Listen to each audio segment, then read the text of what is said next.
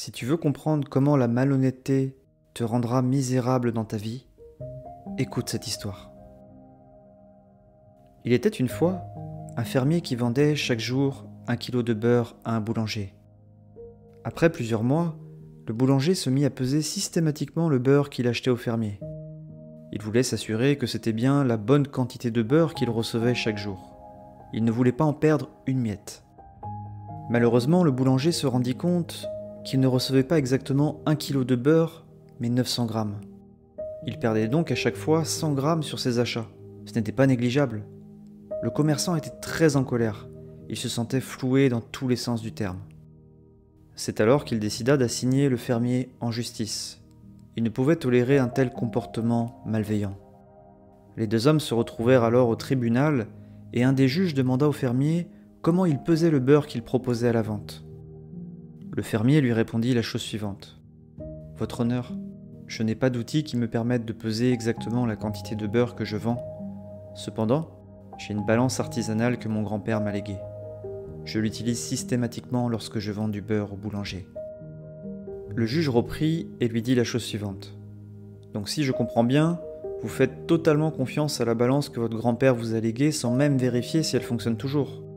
Il n'est pas impossible que cette balance soit usée par le temps et qu'elle donne de mauvaises mesures. » Le fermier répondit sur un ton très calme. « Votre honneur, j'achète tous les jours 1 kilo de pain au boulanger, et ce depuis que je lui vends mon beurre. Lorsque le boulanger me livre mon pain, je le pose sur la balance de mon grand-père, et ça me donne le même poids que le beurre que je lui vends. Donc si le boulanger ne reçoit pas la quantité de beurre qu'il a commandé, c'est tout simplement qu'il ne m'a pas donné la bonne quantité de pain que je lui ai commandé. S'il y a un problème de quantité, ce n'est pas moi qu'il faut blâmer, mais ça doit être le boulanger. » Le juge comprit alors les tenants et aboutissants de l'histoire. Il prit alors la décision de punir le boulanger pour sa malhonnêteté.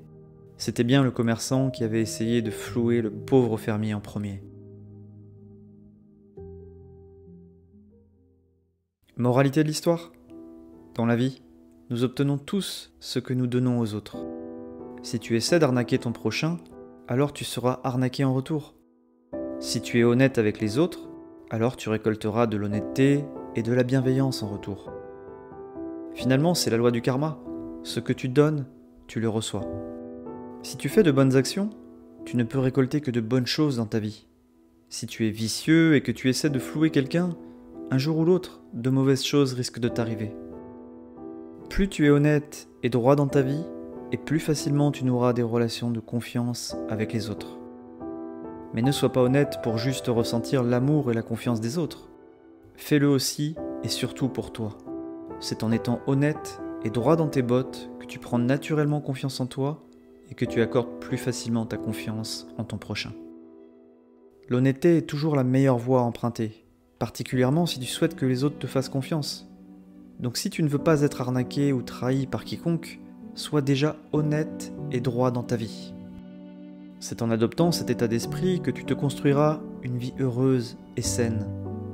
Une vie vécue dans l'honnêteté et la droiture mène tout naturellement à une vie heureuse. Surtout ne l'oublie jamais.